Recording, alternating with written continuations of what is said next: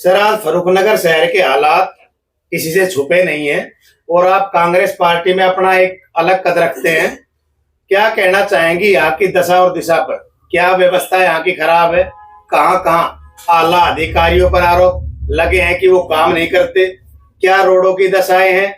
क्या अस्पतालों की दशा है? क्या स्कूलों की दशा है? सर, क्या कहना चाहोगे? देखिए, सर्वप्रथम हम बात रखेंगे विगत के 10 वर्षों से जिस प्रकार से इस क्षेत्र के सड़कों की दुर्दशा है।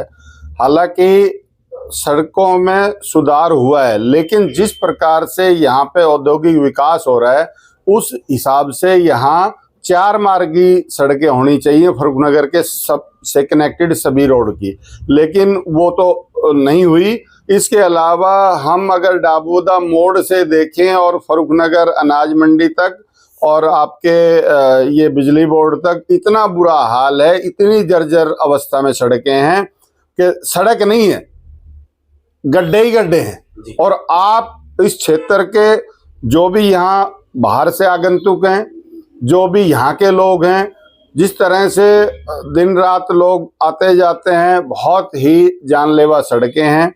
और सरकार को हमने आप सबके माध्यम से भी अनेक बार चेताने का प्रयास किया है। यहाँ के जो हमारे अलग अलग समाचार पत्रों के जो संवाददाता हैं, उन्होंने भी ये आवाज उठाने का निरंतर प्रयास किया है, लेकिन सरकार कुंभकर्णी नींद सोई हुई है।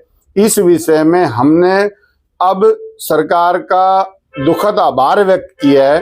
फर्रुखनगर शहर के चारों तरफ और हमने होर्डिंग लगाए हैं कि भाई ये अव्यवस्थाएं हैं, इन पे सरकार कुंभकर्णी नींद से जागे। सर, आपको लगता है आपने 1 महीने पहले डाबोदा मोड़ पे 1 दिन के लिए प्रदर्शन किया था कि भाई या तो अधिकारी समझ जाए, सरकार को चेताया था, या फिर हम 15 दिन के बाद एक बड़ी संख्या में सरकार का विरोध करेंगे, लेकिन सर वो भी नहीं हो पाया और जैसे कि तैसे गड्ढे कहीं ना कहीं और ज्यादा ही हो गए हैं, कोई सुविधा नहीं है सर।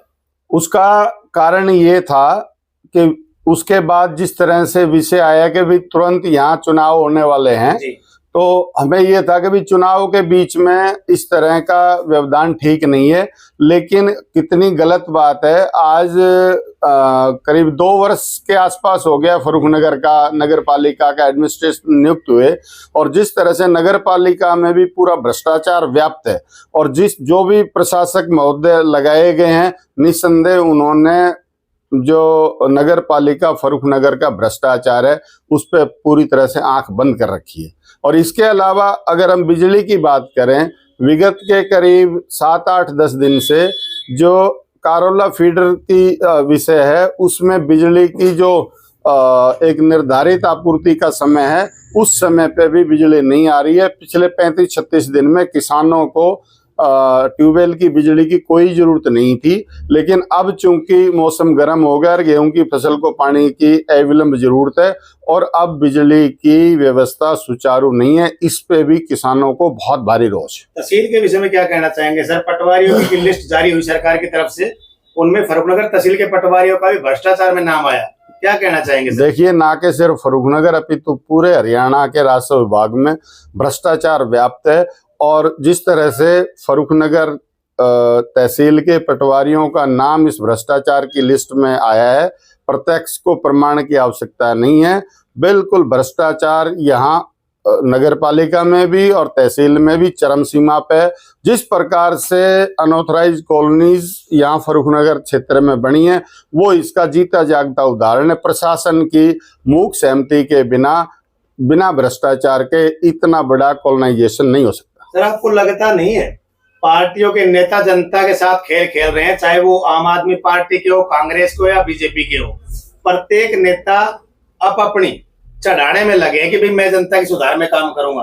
आपको नहीं लगता कि जनता के साथ ही खेला हो रहा है, भाई कोई सुविधा नहीं मिल पा रही है? देखिए, राजनीतिक पार्टियों के अपने अपने एजेंडा हैं, लेकिन जहां तक जनता के साथ खेला होने का मामला है, वो विषय है सरकार का।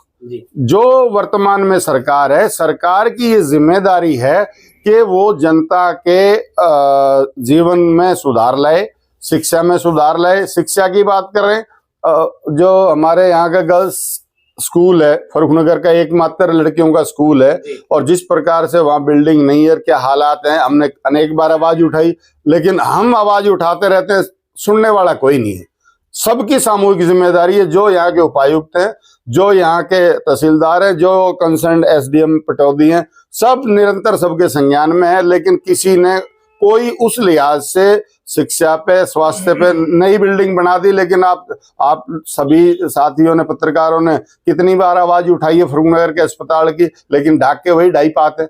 नई बिल्डिंग बनाने से थोड़ी इंफ्रास्ट्रक्चर डेवलप करो, वहाँ पे मेडिकल ऑफिसर्स लगाओ, वहाँ पे पैरामेडिकल स्टाफ लगाओ, वहाँ जो और अन्य सुविधाएं देनी है उन सुविधाएं पे काम करो, जो कि नहीं हो रहा है।